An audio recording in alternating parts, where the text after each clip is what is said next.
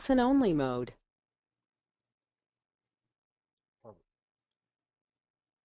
Hello, Jason Mudd here. Welcome to our webinar. We are going to get started here in just a few minutes, but I wanted to say hello to everybody and welcome you to today's webinar. You said webinar twice.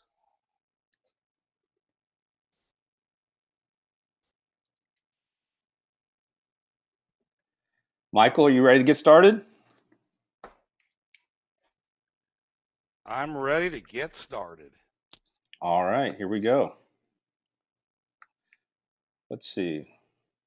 All right, so if you're not connected to the audio yet, I guess you can't hear me, but you can either join by your mics and speakers, or you can call in using the telephone.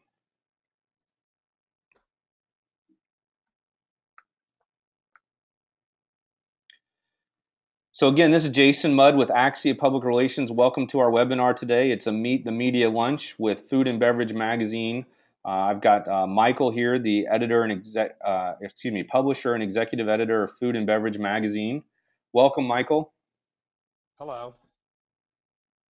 Michael, speak up a little bit for us. I want to make Can you sure hear me everybody can now? hear you well. Should I? Let me see something. What can I do here? All right, is that better? Yes. All right, perfect. I didn't do anything. I just asked if that was better, and you said yes. Just so you know. Let's see. Yes, I tricked you.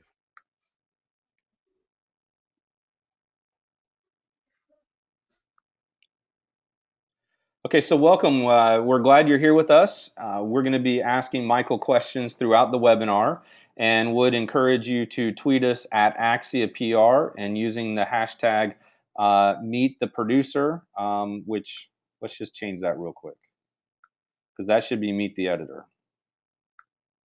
Let me see what's going on. Or, excuse me, Meet the Media.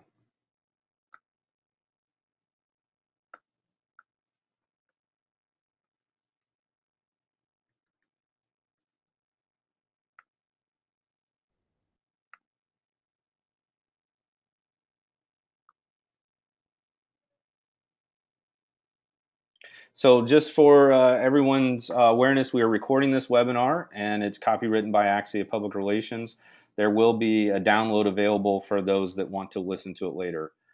Quickly about Axia Public Relations, we are a public relations firm.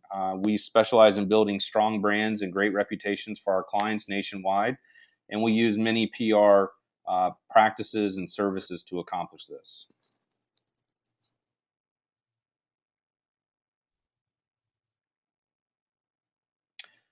And so Michael has quite the lengthy bio here, Michael, and everyone can read that for themselves. Let me know, Michael, if there's anything specific you want to highlight about your background and your experience. Anything? No, just knock it out, buddy. Tell me whatever we want to know. I have no experience and no knowledge of anything. My attorneys have all told me to say that. So. Michael, correct me if I'm wrong, but the bio I found for you through one of our media databases says that you are a registered Democrat, but well decorated by the Republican Party. Is that pretty accurate? That is accurate. Yes. Mm-hmm. Isn't that crazy? Yeah. I'm seeing all these Republican awards. I don't know how it happened. What did I get? I got all these, but that was in 2005, and I haven't really been paying much attention to anything lately. So. It's hard to pay attention when you're busy running a business, that's for sure. Yes. All right. Michael, tell us a little bit. What is Food and Beverage Magazine?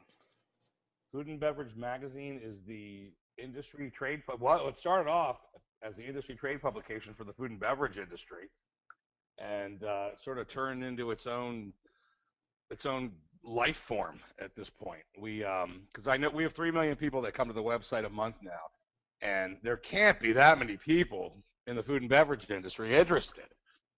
So must be a lot of foodies out there watching what we do. I'll tell you that. Terrific. So, Michael, you've got some very impressive numbers here. You reach 750,000 through circulation, and then monthly website visitors of 3 million. Tell me a little. Yeah, well, our circulation, that's our newsletter launch. So that's the subscribers that will receive our newsletter once a week. It's about a little more than 750 now, and we're trying. We want to capture all the other people. We want to capture those other 3 million people into getting a newsletter subscription. But what really all that is sort of just everything we've already put up anyway, and it's it's a little bit late, but they get it. It goes right to your email, so there's no searching for it. Nice, nice. Um, I'm going to send out a real quick poll to our audience, Michael, for a little bit of engagement here, and then we'll share the poll results as we go on. So real quick, viewers of the webinar, I'd like to know, how did you hear about our webinar today? So take a moment and fill this out for me.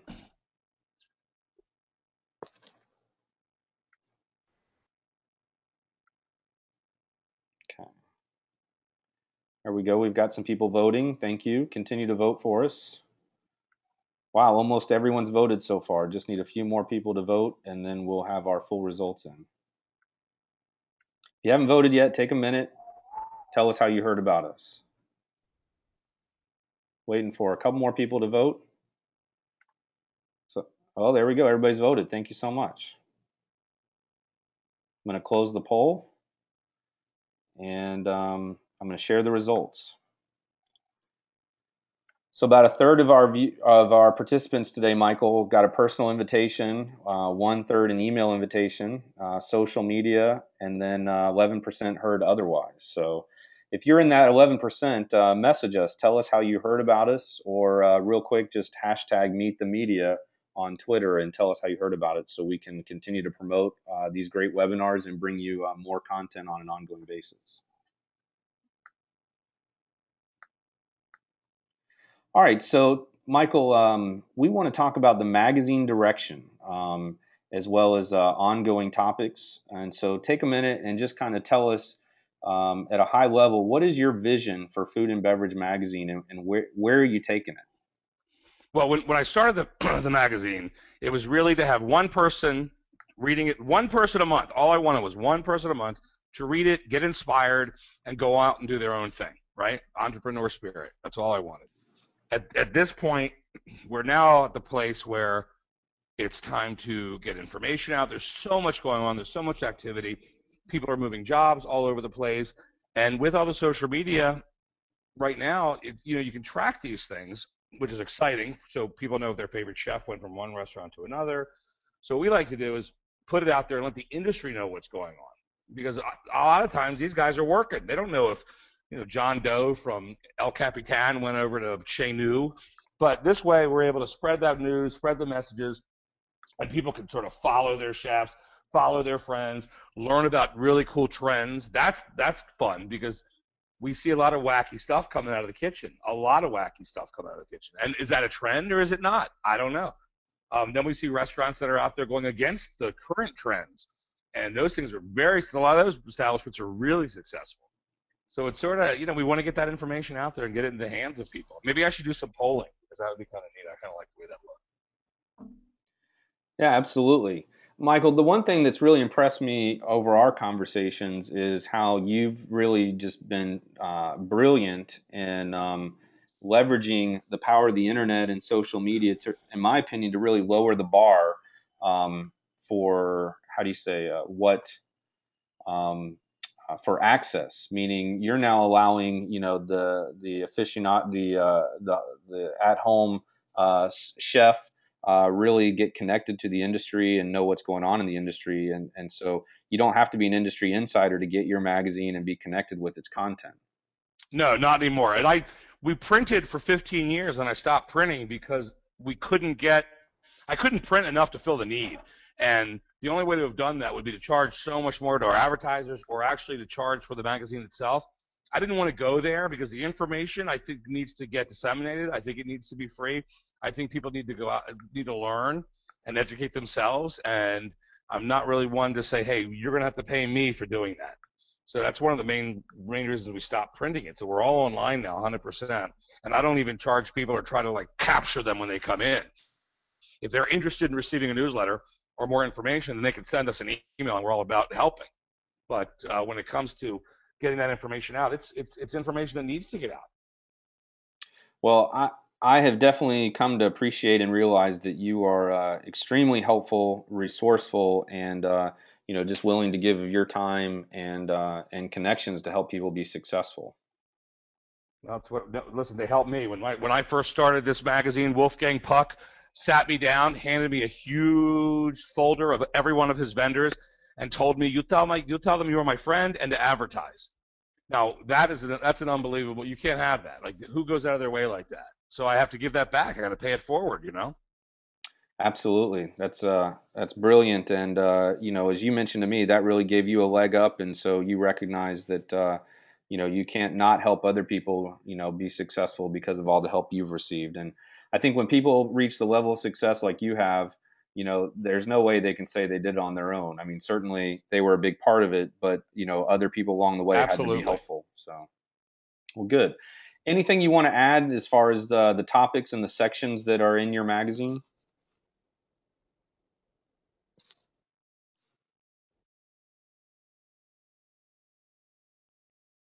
We lost your audio, Jason. You there? I'm here. I'm here. I was asking you, Michael, is there anything else you want to add to the Jason, you there? We list? lost the audio. Michael? Yep, I'm here. We were losing audio a little bit. I'm Okay. here. I hear you now. Okay, good. So, Michael, real quick, any additional feedback or input on the topics and the ongoing sections we have listed here? I don't see him. So just hit him off. For some reason, it's not coming through my machine. Okay, okay. So, what we've got are for as far as topics go. Actually, I'm going to ask the people attending our webinar, if you can't see the screen, make sure you send us a chat or a message about that. Okay. Well, let's find out right now. Barb, do you see the screen? Let me see your screen. What do you got on your screen? Oh, whoop, that doesn't work. She lost everything. Oh, quick poll is locked on the screen. Quick poll is locked on the screen. Houston, Houston, we have a problem. Quick poll is locked on the screen. All right. Thank you, Michael, for letting me know. So, okay. For those of you that can't see it, let's see what we can do to try to fix that.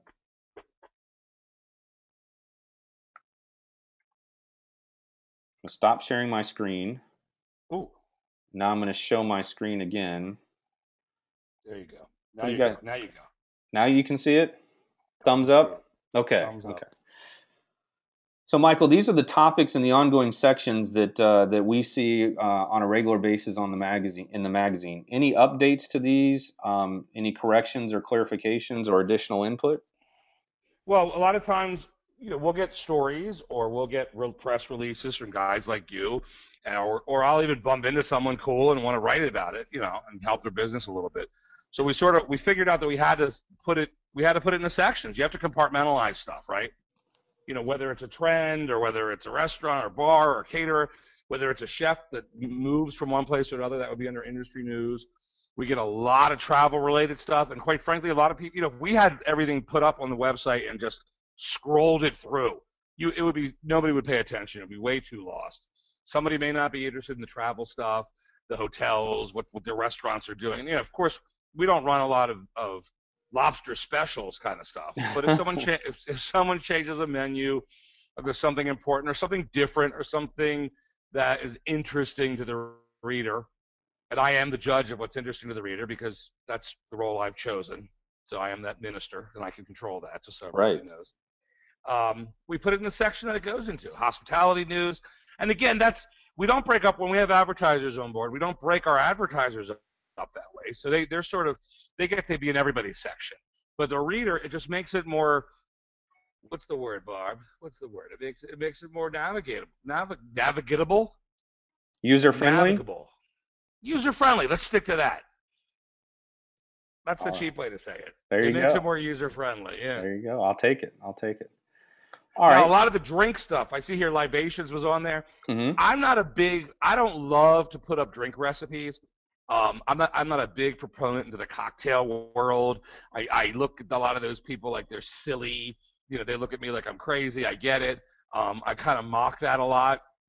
However, I do know that it's a big industry, and there's like Tales of the Cocktail, which is a big event that happens in New Orleans. And um, I don't like to put up drink recipes as much as I would do regular dinner recipes. And a lot of times with those dinner recipes, we just do, you can cook it at home size portions, as opposed to saying, 15 gallons of ketchup and 42 gallons of jelly, and, for the big restaurants or the hotels.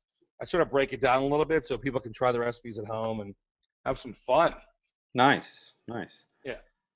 Um, Folks who are participating, please start tweeting your questions in that you have for Michael. We'll go through all the questions at the end and maybe even do some in real time. So if you have questions, go ahead and tweet them to us. Tweet them to what address? Did you tell them? Yeah, tweet them to @AxiaPR, hashtag Meet the Media, and we'll also respond to hashtag Meet the Producer because that's what's on the screen right now. Michael, this is the exciting part, I think, for everybody listening. So I hope whatever you're doing, you're getting ready to take some notes. So I'm pretty excited about this. As Michael and I were talking, he told me he has a very interesting editorial policy and one that is very favorable for PR folks, and one that I've honestly, not come across very often at all. So let's turn it over to you, Michael. Tell us a little bit about how to pitch a story to your magazine. All right, this is you're right. It's never done like this. I don't know why the media doesn't really work this way. I think a lot of because of their own opinions and their egos as well. I think gets in the way of this. But what I do is when PR people such as yourself and others call me and we talk, we build a relationship, right? Because you got a lot of clients. I have something that you guys want, and quite frankly, I need the information. And if you're nice, then I have no problem rolling with it. So what we do is we say to guys like you, say, listen, why don't you craft the story? Because I can put my writers on it, and they don't know what's going on. We're all over the nation, actually all over the world right now. We're doing a lot of stuff out of England and France. We report on a lot of things. And how our writers, especially with food, because food is a taste, it's a touch, it's a smell, it's all your senses. You can't experience that if you're doing that from an office in New York City or Miami or LA, when the restaurant could be in Chicago or Dallas or Peoria. So what I ask is craft that story for us. Write it. Of course, we read it and edit it and make sure it's kosher and works with our audience. But who's better to tell the story than you, right? Or the owner? And the owners are paying you to do that job a lot of times as PR people. So the reality of that is, hey, it helps you guys as PR people. Hey, look, we got a story posted here at Food and Beverage Magazine. 3 million people are reading it, which is great because that builds my relationship with you guys even better for running it. And then we keep getting more and more stuff. Now, I don't care as much about breaking news as everybody else did. I played that game for a lot of years. And you know what? Breaking news is so hard to break right now because of the internet, because of social media. And it really has to be a monster to even make a difference. So I would rather get the story right than to get the story fast. And to do that is to work with the owners of restaurants, the public relations people that are doing it, the marketing people. Now, of course, we get a lot of marketing people sending us stuff for products. I don't necessarily run those stories because that's sort of advertorial, and we have mouths to feed. So if they want to write a check, I'll be happy to run a story. But generally, restaurants and industry related things, we take that and we put that out there as quick as possible. Terrific. So what is there anything you don't want or any ways that people should not pitch you? And hopefully you see on my screen, what are your deadlines and article length preferences? I want everything. I want it all. We don't have a preference. We don't have a problem because if it doesn't fit, then we just don't run it, right? Mm-hmm. But who's to judge what's good and what's bad? I come from a business background. I went to school for business. I went to school for real estate, urban development, finance with an art history minor. So nothing that I'm doing had anything to do with food. I didn't know I was going to get into this world, but I could take the knowledge of everything I've done in my life.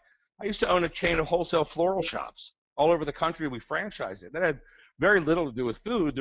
The reason I went into this publishing industry is because I used to advertise in these restaurant, local newspapers, industry specific. That's why we did it, because I saw the need. I saw a need for, hey, this information is crap. The industry is getting information on basically what the public is getting. How are they going to learn? How are they going to grow? How are they going to experience? So I want everything. The more, because you never know where that little shining star is going to come in. Yeah, that's good. That's good. I like that. So tell me about deadlines and article links, and then we do have a question that's come in on Twitter after that. All right, deadlines. I don't have any. I refuse to work under deadline. Does anybody like to work under deadline, Jason? No, no one. I Although I can't don't, take. I I don't know can't if any, handle it. I don't know if Go ahead, anybody get any work done if there were no deadlines. Jason. I can't handle the pressure. Even talking about it's giving me the sweats. No, the reality is deadlines are set by people that have a lot. I don't even know why you would listen. I don't have a deadline. If you got a story, you send it to me and we'll run it. The bottom line is the only time you're going to miss a deadline is if something's old or history, right? If you're Mm, trying to announce an event or a trade show or something, you don't want to send it to me afterward. Probably not a good move, right. right? But prior, we're happy to help. And if it's an expo or a trade show or something where it's industry specific and these guys want a larger group of people to come to follow, I'm happy to cross market with them, put our logo on there. We'll throw your stuff up a little bit more, maybe put a banner. We do a lot of that trade for because it's important to get the people to learn about the products and all the new stuff out there. Right, absolutely. So the article length, what are you looking for an article length? I think you're pretty flexible, right? Yeah, listen, this is the beauty of digital. We don't have to worry about the deadlines, and we don't have to worry about the article length. The reality of it is, the longer the article, the more you lose the reader. The more you lose, it gets boring, dude. Especially in this day and age, right? I can look at Twitter and learn everything I need to learn in 140 characters. Yes.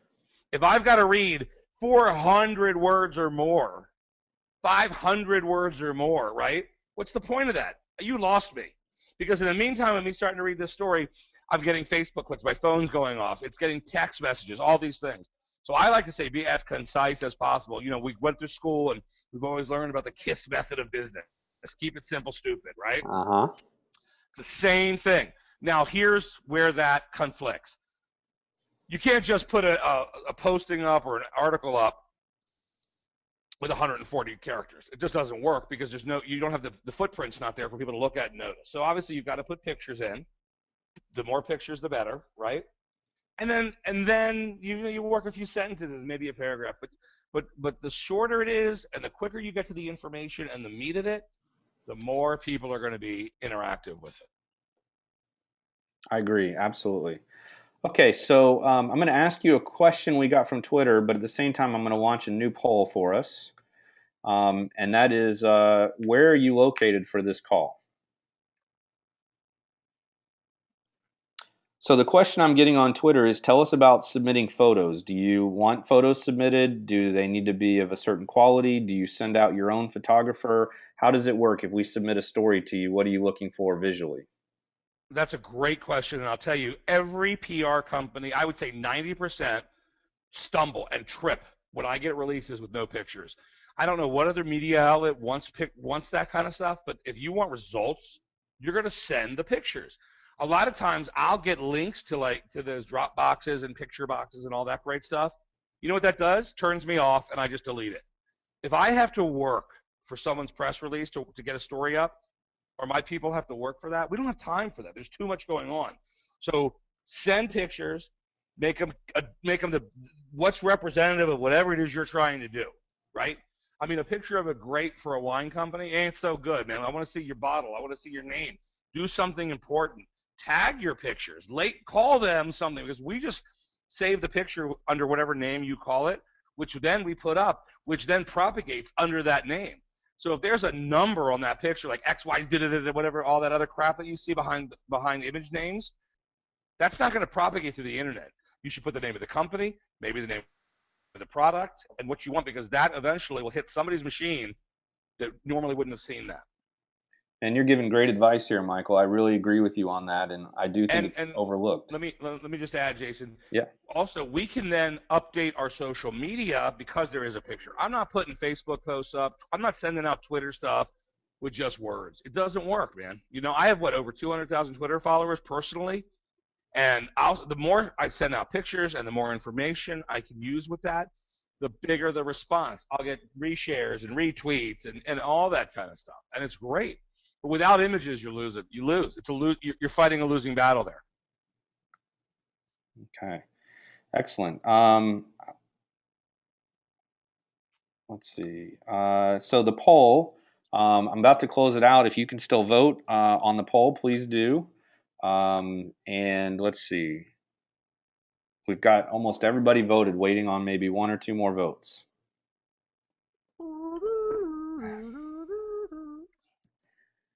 So tell us where you're located. We want to know where everybody's calling in today. And I'm going to close the poll in 3, 2, 1. Here we go. And now I'm going to share the results with 89% of the viewers polled participating. So some folks out in the mountain time where you are in Pacific time are still waking up this morning, haven't yet jumped on our webinar, and that's okay. We're recording it for them. And let's get back to the program here. Appreciate everybody participating, and don't forget to tweet us your questions. Michael, say I've got an article, I want to submit it. Where and how do I submit it? Well, looking at your slide, if you just hit X101, anything will come to me. What is that, bro? Where is the phone number? Well, the phone, they've got to pay us on the side to get your phone number. Oh, I like that. I like that little slide. Give me a vig out of that, will you? Yeah, I love yeah. it. No. I hope they don't Spokio it, because you can get it right then. That's right. No, actually, you're right. We need to plug in the phone number there. So what is the phone number, Michael, the best number to reach your offices? All right, so the best number to reach Barbara, wait a minute, I got to open my email. I don't even know my number. Hold on. Now, the best number, 888-959-7260. And but if they're submitting something to you, you probably prefer that they send it to you electronically versus having to go through a phone call, right? 100%, because unless they want to buy something from me, I really don't want to talk to them. Is that rude? Is that rude that I just said that? Because no, I have so many other projects right now. It's good to be honest, I say. Well, and they have questions, but the bottom line is you can call us, you can email me anytime, michael@fb101.com. You can tweet me at Politz, Politz. You can tweet us at FB101COM. So I chose FB101.com because I felt like we're the food and beverage first step. As you are with the school, you take these initial classes, these remedial classes to get into the next level, right?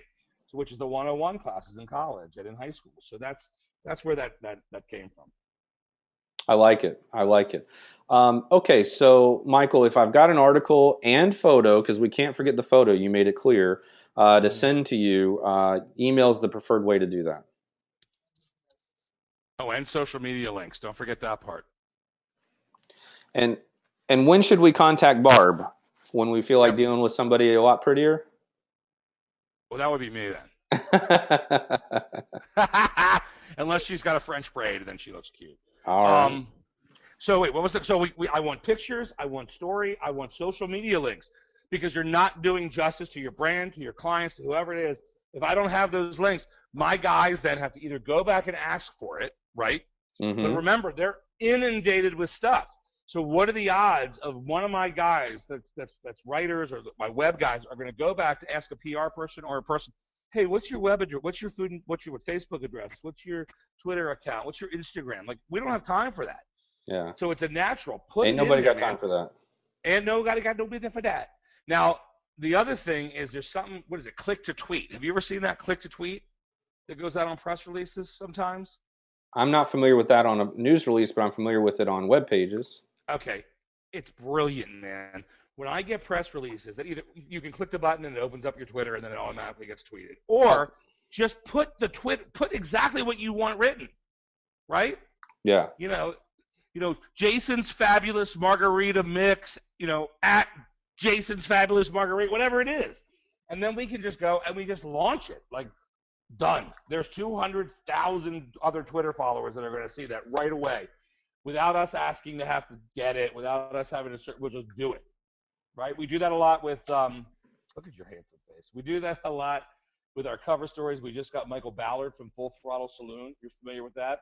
He's on the cover now. I always use celebrities, and those celebrities on the covers of our magazines, they love to tweet. They love to do. So we're building this great following. So why not get your name out there into those people's faces?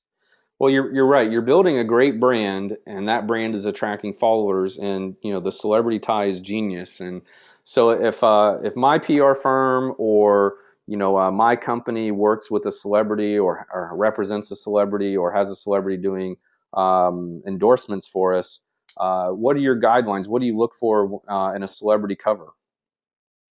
Um, what do we look for? I don't know that we look for it. Well, obviously, it has to be food and beverage related, right? Uh huh. So we're having. Listen, I'm lucky enough to have a lot of really fun and cool celebrity friends. Now, some of them are food and beverage related, and some of them aren't. If they're not, I don't care how. I'll give you a perfect example. I don't care how big a star you are. I'm not. I have no way or reason to put you on the cover to my readers, right? So Mike Tyson. Mike Tyson is one of my oldest, dearest friends for the last 20 years. My brother. We spent every holiday together with our kids. I have no reason to say, hey, Mike, let me put you on the cover. Now, if I was that guy and wanted all the publicity, then I would just BS put him on the cover to get myself followers, to get myself readers, to help, right?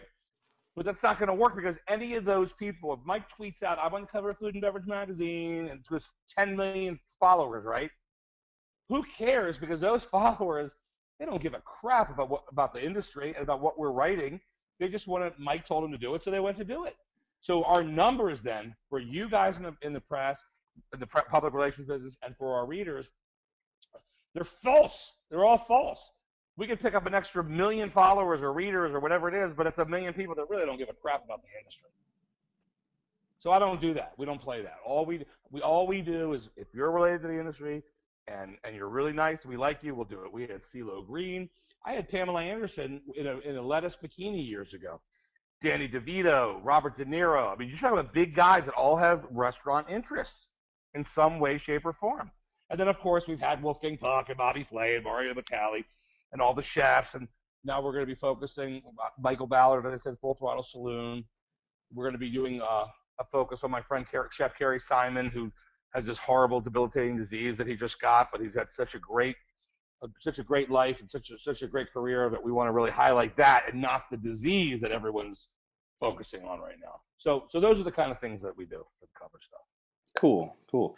All right, I'm going to launch our last poll for our audience, and then while that's up, I'm going to ask you a question as well that we got through the control panel here. But my question for you, for our viewers is, who are you as far as a participant on this call today?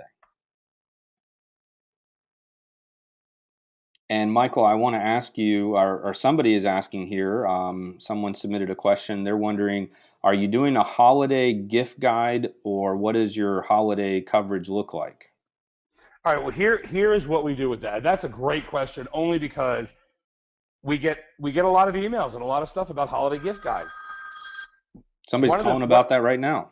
Yeah, I know, right? I don't know where that was. California. Who is that? One of the things with the holiday gift guides is this. It's kind of advertorial, right? It's all about products that people can buy to help their holidays go along, whether it's Harry and David, we get a lot. Is that what it's called, Barb? Harry and David's, that produce company? They send a lot of stuff to us. So we try to run a little bit of it, but I like if a company is really big and does advertising in other places and they really want to reach our target audience, then come at us with an app with hey, can we do this? Can we put a banner up? What can we do to relate to your readers? What can you do to help get the message out other than just write here's our holiday guide for us to sort of feature and highlight people? The only reason I say this is because I have people at advertisers that could be the same industry, like liquors, like vodka. We have a vodka advertiser. Well, somebody else may want to come out and say, why don't you highlight our vodka for the holiday guide?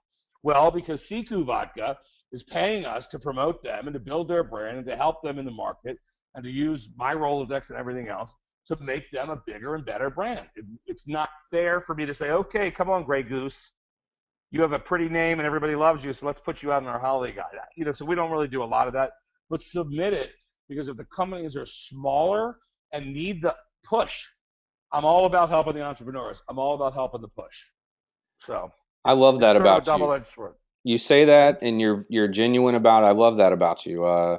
because it's so important. And I remember when I started this PR firm 13 years ago, some people were helpful and other people weren't. And the irony of the people that come back and, need help later who couldn't give you the time of the day when you needed help, it kind of makes me chuckle because, you remember who helped you and you remember who did nothing for you. Oh, believe me. Let me tell you, when I started the magazine, Robin Leach, believe it or not, Lifestyles of the Rich and Famous, took me under his wing and guided me through the Fleet Street English process of journalism, right? Yeah. Headless body, what is it? Topless body found, or headless body, whatever. All these sensational headlines, these how to make people want to read what you're writing. What's important? What's not important? So you get a guy like that, an old journalist, and him and all of his buddies from Rupert Murdoch's corporations, like Steve Dunleavy and all these guys that are legends in that type of tabloid journalism. I've sat with them for hours and hours and learned, and just absorbed it and figured out, how can I make this work? How can I make what I'm doing interesting enough versus what other people are doing? And I think I did that. Absolutely. Okay, we're almost wrapping up here. Michael, I'm going to do one more call for questions. So if anybody has questions, please submit those now to us. Use hashtag Meet the Media. We'll find that hashtag out there on the Twitterverse and ask Michael your question. But in the interim, any closing thoughts or call to action you'd like to share with the folks on the webinar today? No, I think this is a great thing that you're doing. I'd like to see more and more. I'd love to do it again. Oh, what was that? I'd love to get a panel. I'd be on a panel. I'd do anything you need. Anything that's going to help the industry, anything that's going to help other public relations people or businesses try to get their name out. Because I don't think there's enough help out there. I think there's a lot of BS. I see these big companies. Why are the biggest companies, the biggest public relations companies, sending me press releases without social media on it, without images? Does that make any sense at all? No. But they're getting charged, and what they're charging their clients are huge amounts of money for crap. I couldn't agree with you more. One of the big things I love about this profession is just the ability to help. There's so many companies out there who just don't know what they're doing, and even the ones that think they know don't really know. And unfortunately, there's some there's some great PR people out there, and there's some that leave much to be desired. And just helping companies be able to tell their message and get their brand and story out there, I think is a big deal. And so we appreciate your time and input today. Questions are coming in, so let me ask you another one, Michael. Okay. Where do people find? Let's see. This one is specifically: does Michael have smoothie articles for us who are choosing to eat more healthy? Of course. Golly, who doesn't eat healthy these days? That's my thing. And by the way, smoothies aren't so healthy. Yeah. When you go get a smoothie, you better make sure that there's no milk, no sugar, because these guys load it up. But if you have a great recipe or a great smoothie place, send it to me. We would love to run it. We love the fresh juice. There's a lot of new fresh juice concepts out there. And what do we do now? Barb and I make these like honeydew melon smoothies. They're amazing. But sometimes I throw a little Splenda in there. I'm not going to lie. Well, the Splenda's, one of my favorites. It doesn't get your sugar count up real high, and if you're watching carbs like I do, it's a nice way to sweeten something up. So another question is coming in. What is the smallest restaurant you might feature in your magazine? I would feature a guy on the street corner selling a friggin' hot dog. I mean, if that's what you're talking about, that's small in size, small in volume. It could be a midget doing it. That would be a small person. They could be mini Vienna hot dogs. I don't care. It doesn't matter, because if someone's got the drive and the testicular fortitude to be an entrepreneur, then they deserve to be highlighted. Wow, that's awesome. That's so generous, and what every PR person would love to hear. So, Michael, here's my question for you. What are you guys working on right now as far as timing? Meaning, I know everything goes up live, but you seem to publish, monthly editions online as well. So, this time of the year, while it's July now, are you starting to think about fall? And you know what? We think about it only because we're getting the releases on it, right? Just like they talked about the holiday gift guide. It's the middle of July already. We're worried about Christmas, but we think about it. I don't really I don't stress over it because other things come up that are more important and more vital to the industry, right? So if I don't really want to highlight a dude that's sort of planned that far in advance on what he's doing for his holiday stuff. Like, do I really care what like Guy Fieri is doing? That's what you got food television for, right? Keep me out of that. You want real information, you want real news, you want behind the scenes, you know what's really going on, you want to pull the curtain back, walk through those kitchen doors. That's where we are. We're sort of unplanned to a point, and we have an editorial calendar, obviously. But I love to keep everybody working for me on their toes because that makes the difference to our reader.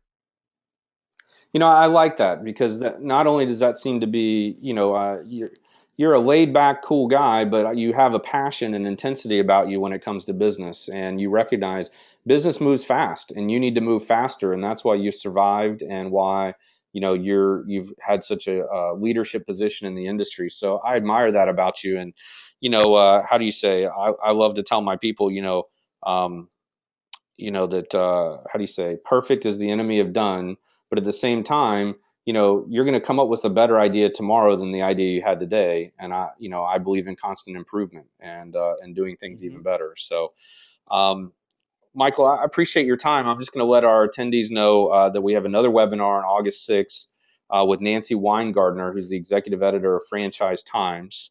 And if you want to stay in the loop on our webinars, please go to axiapr.com/webinars. Sign up there. There's a link where you can get registered. We'll email you every time we schedule our next webinars. We try to do these monthly, and occasionally we'll just do them quarterly, depending on how busy we get. But these are growing in popularity, and I encourage everybody to visit that now and go ahead and get signed up. It's we're about 42 minutes into the hour now, so we're wrapping up a little earlier than normal, which is great because that gives you more time to get more work done, everybody. But to that end, I want to encourage you to take a moment, post your last question to us here if you would like, sign up for our future webinars, and everybody tweet up Michael and his company, give them thanks for participating in our event. If you're not signed up to their newsletter, please do so. And they've been very generous with their time and information. And they just seem to have a culture of being very generous to entrepreneurs, PR folks, and business owners. So, Michael, we thank you for that. We really do. No, of course, of course. Anybody else have anything to add or any last minute questions on Twitter? Please do so now. Otherwise, we're going to wrap up. Thanks everybody for participating. Make it a great day. And as Michael reminded us, visuals are so important. Include visuals with every submission that you send. Make sure when you submit, you're including your social media channels and links. Even give them direction on what you want them to post on social media when they share your article. I think that's brilliant. Really good advice. Listen, the more direction we have, the easier it is for us to do. The better you're going to be represented. Bottom line, that's as simple as that. Well, there you go. There you go.